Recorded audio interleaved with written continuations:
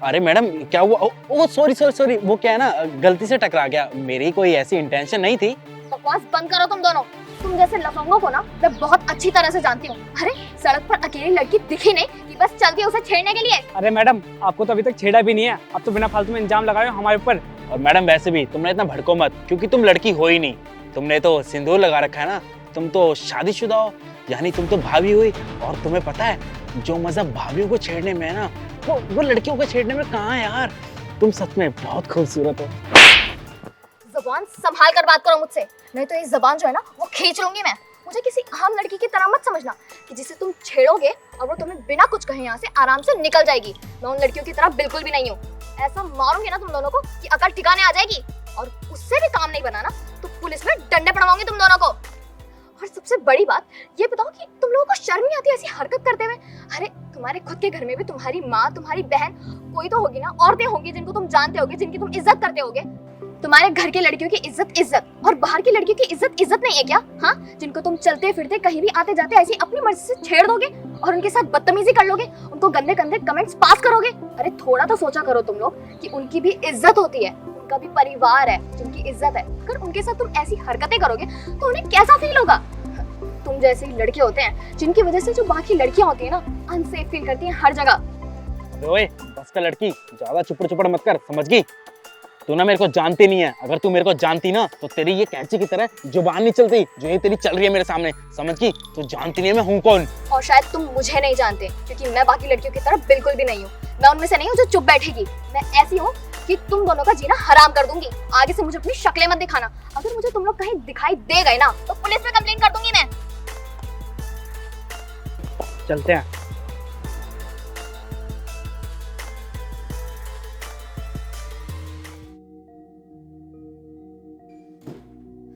पता नहीं क्या हो गया आजकल के माहौल को।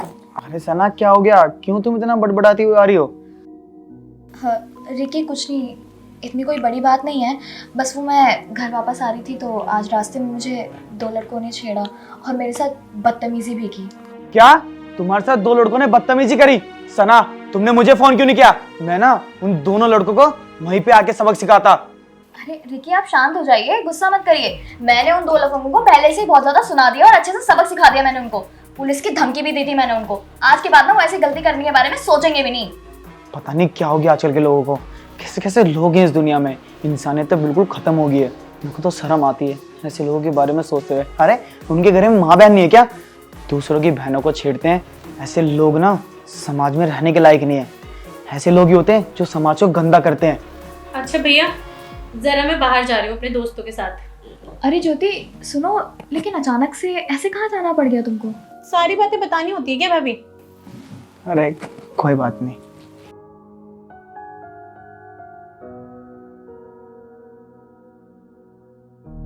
अच्छा हाँ रिकी, वो आज के खाने के लिए कुछ सामान मुझे मार्केट से लेने जाना था तो मैं उसी के लिए बाहर जा रही हूँ। थोड़ी देर में वापस आ जाऊंगी, ठीक है? चलो ठीक है, तुम अपना ध्यान रखना। ठीक है।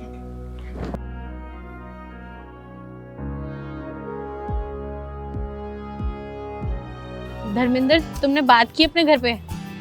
बात? कौन सी बात? मेरे को समझा नहीं। अरे हमें इतना टाइम हो गया रिलेशनशिप में तो मैं सोच रही थी कि हम अपने घर पे बता देते हैं। अरे ये तो वही लड़का है जिसने मुझे सब छेड़ा था। पर ये ज्योति के साथ क्या कर रहा है यहाँ पर? वेट, कहीं ज्योति इस लड़के के साथ रिलेशनशिप में तो नहीं है ना? नहीं, मैं ऐसा नहीं होने दे सकती। इस लड़के को ज्योति की लाइफ बर्बाद नहीं करने दूंगी मैं। इसे अभी समझाती हूँ। नहीं, ज्योति को घर पर आराम से समझाऊंगी। यहाँ पर समझाने जाऊंगी तो कहीं वो भड़क ना जाए। एक्चुअली मेरी भाभी थोड़ी नकचड़ी है और मेरी और उनकी बनती भी नहीं है कुछ खास, तो मैं चाहती थी कि तुम आते मेरे घर पे बात करने, मेरे लिए तो बहुत अच्छा लगता। ज्योति देखो, बात तो कुछ ऐसी है कि मैं भी तुमसे ना बहुत प्यार करता हूँ और तुमसे जल्द से जल्द शादी करना चाहता हूँ। पर अभी घर की कुछ कंडीशंस ऐसी हैं कि मुझे लगता है कि अगर मैं अभी अपने घर में बात करूँगा ना तो शायद ये वक्त सही नहीं होगा उनसे बात करने का। बाकी तुम मेरे पे भरोसा रखो। और वैसे भी तुम्हें तो पता है ना मैं तुमसे कितना ज़्यादा प्यार करता हूँ। और देखना जल्द से जल्द हम दोनों की शादी जरूर होगी। क्या सच में? I really love you और तुम्हें पता है तुम इस दुनिया के बेस्ट बॉयफ्रेंड हो। I love you too ज्योति। अच्छा अब बैठी रहोगे या कुछ ऑर्डर वगैरह भी दोगे?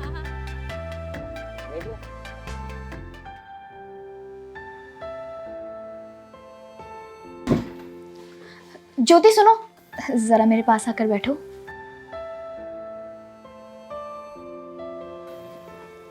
क्या तुम मुझे बता सकते हो कि तुम आज किससे मिलने के लिए गई थी बाहर? पर आपको क्या इस बात से कि मैं किसी से मिलती हूँ? तो मैं यहाँ जाऊँ वहां जाऊँ कहीं भी जाऊँ, आपको सब कुछ जानना होता है? मतलब रिटर्न में लिख कर दूं क्या आपको? मैं तुमसे ऐसा इसीलिए पूछ रही हूँ क्योंकि जिस लड़के से तुम कैफे में हंस हंस कर बातें कर रही थी और मिलने के लिए गई थी, मैं उसे अच्छे से जानती हूँ। सुबह तुम्हारे भैया को बताया था ना मैंने कि 2 लड़कों ने मुझे रास्ते में छेड़ा था। अरे वो लड़का उन दोनों में से एक था। तुम सोच सकती हो जो लड़का लड़कियों को छेड़ता है उसका क्या कैरेक्टर होगा। वो एक अच्छा लड़का नहीं है ज्योति। देखो तुम उसके साथ दोस्ती मत करो, और अगर तुम्हारा उसके साथ कोई रिलेशन है तो मैं तुम्हें यही कहूँगी कि तुम उससे दूर रहो। तुम उससे जितना दूर रहोगी ना तुम्हारे लिए उतना ही अच्छा होगा। तुम्हारी लाइफ बर्बाद होने से बच जाएगी ज्योति। मेरी बात को समझो तुम प्लीज। ओ भाभी प्लीज, अपने लेक्चर ना अपने पास ही रखो, क्योंकि मुझे आपके लेक्चर में कोई इंटरेस्ट नहीं है। सो अपने सुविचार अपने तक ही रखो। ये उसी की कॉल आई है ना? इधर दो फोन, तुम मुझसे बात नहीं करोगी। भाभी फोन दो मुझे। ज्योति मेरी बात सुनो।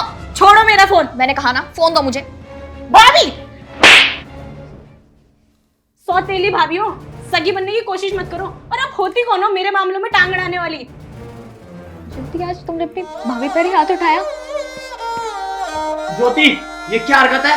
आज तुमने अपनी भाभी पर हाथ उठाया है। बस भैया आप तो चुप ही करो।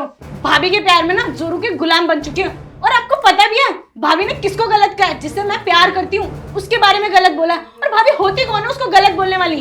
जा रही हूँ मैं इस घर से उस इंसान के पास जिससे मैं बहुत प्यार करती हूँ। रिक्की उसको रोको ना। अरे वो घर छोड़कर चली जाएगी।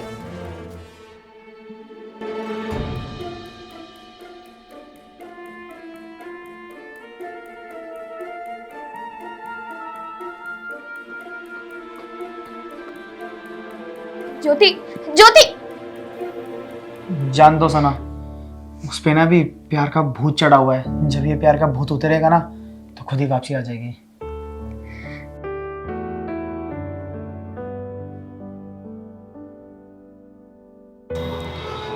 काम करती हूँ, धर्मेंद्र को फोन करती हूँ।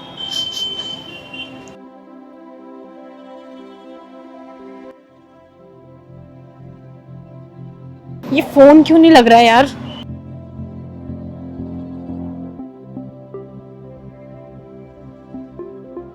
हेलो हेलो, हाँ क्यों फोन किया तुमने अचानक? धर्मेंद्र, मैंने अपना घर छोड़कर आ गई हूँ। क्या घर छोड़ के आ गई? क्यों?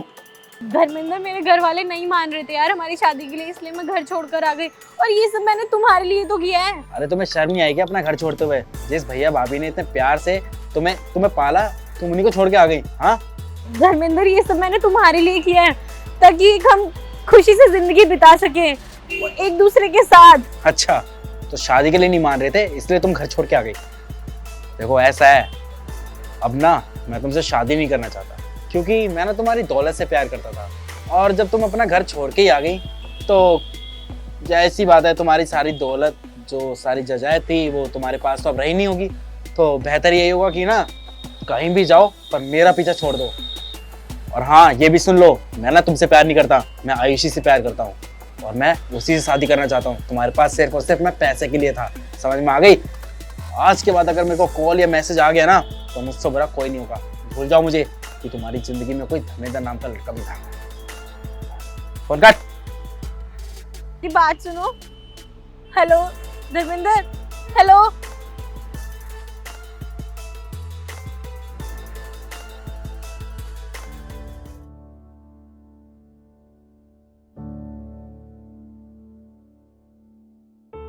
क्या वो ज्योति नहीं आया ना वो लड़का? भैया मुझे माफ कर दो, मुझसे बहुत बड़ी गलती हो गई है। मुझे नहीं पता था वो एक नंबर का धोखेबाज निकलेगा और मुझे ऐसे बीच रास्ते में छोड़ देगा। मुझे लगा वो मुझसे प्यार करता है।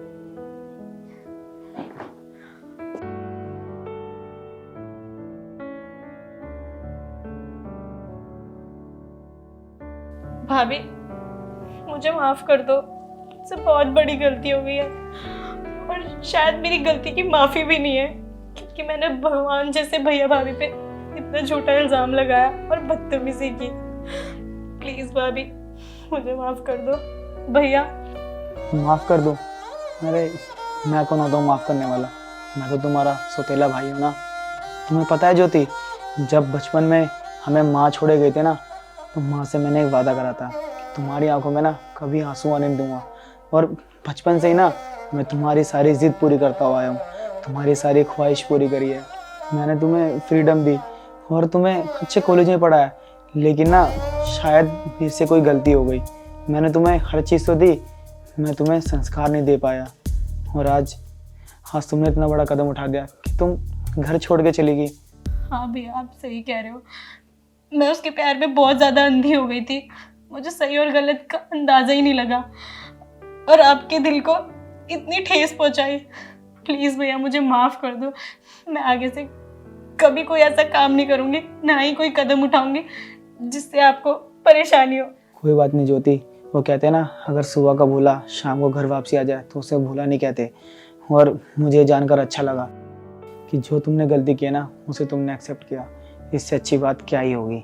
और मैं उम्मीद करता हूँ कि तुम आगे से ना ऐसी कोई भी गलती नहीं करोगी जिससे हम सबको कोई ठेस पहुँचे।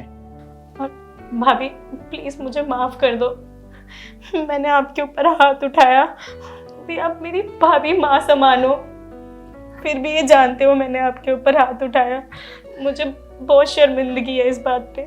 कोई बात नहीं ज्योति, तुमने जो कुछ भी किया वो तुम्हें पता नहीं था कि तुम कितना गलत कर रही हो, क्योंकि तुम्हें उस लड़के की सच्चाई का अंदाज़ा नहीं था। लेकिन अब तुम्हें उसकी सच्चाई के बारे में पता चल चुका है ना, तुम्हें पता है कि वो तुम्हारे लिए ठीक लड़का नहीं है। मैं तो बस तुम्हारा भला चाहती थी, इसीलिए जब मुझे पता चला कि तुम्हारा उस लड़के के साथ ताल्लुक है तो मैंने बस तुम्हें आगाह करना चाहा। पर कोई बात नहीं, अब तुमसे गलती हो गई है और तुम्हें अपनी गलती का एहसास भी है। बस यही हमारे लिए काफ़ी है। बस याद रखना कि आगे से कभी भी ऐसी कोई गलती दोबारा मत करना जिससे हम सबको परेशानी झेलनी पड़े। जी हाय गाइस, कैसे हैं आप लोग? उम्मीद करता हूँ आपको वीडियो अच्छी लगी होगी। हमने इस वीडियो के अंदर ये दिखाने की कोशिश की है, जो परिवार होता है वो सबसे बड़ी ताकत होती है। और अगर आप छोटी छोटी इच्छाएं पूरी करने के लिए या फिर आप किसी गलत व्यक्ति के इन्फ्लुएंस के अंदर आ गए हैं, उसकी वजह से अपने घर के फैमिली मेम्बर से लड़ना नहीं चाहिए, उल्टा उनकी बात को समझने की कोशिश करनी चाहिए। अगर कोई आपको समझा रहा है आपका परिवार का बड़ा, तो उसके पीछे कोई ना कोई वो आपका भला ही चाहता होगा, क्योंकि परिवार का व्यक्ति आपका बुरा तो नहीं चाहेगा। बस यही है कि हम थोड़े टीनेज होती है, हमारी छोटी एज होती है, तो हमें लगता है कि हमें ना रोका जा रहा है आगे बढ़ने से, या हम जो इच्छाएं पूरी कर रहे हैं उससे रोक रहे हैं। हकीकत ये है कि परिवार वाले तो आपके आगे बढ़ने से, या अगर आप अच्छे डिसीजन लोगे तो वो खुश होते हैं। पर अगर आप अपनी वो इच्छाएं पूरी करना चाहते हैं जो सिर्फ और सिर्फ आपको खुशी दे और समाज के अंदर आपके परिवार का नाम बदनाम करे, तो वो सही नहीं है। बाकी यही कहूँगा कि परिवार में प्यार बना के रखेंगे तो ही आगे बढ़ेंगे लाइफ के अंदर, क्योंकि जब आप मुश्किल समय में होंगे तो आपका परिवार ही आपका साथ देगा। जो आपको झूठे वादे करता है ना कि हम आपके साथ हैं, वो हकीकत में साथ नहीं होते हैं। और बुरे वक्त में इंसान को इस चीज़ की अकल आती है। तो बुरे वक्त में फंसने से पहले यही कहूँगा कि परिवार की वैल्यूज़ की, उनकी रिस्पेक्ट करें। बाकी मिलते हैं अगली वीडियो में। वीडियो को शेयर कर देना, हमारे को सबसे ज़्यादा ज़रूरत है आपकी शेयरिंग की, और फॉलो भी कर देना। मिलते हैं, bye bye, take care, love you all.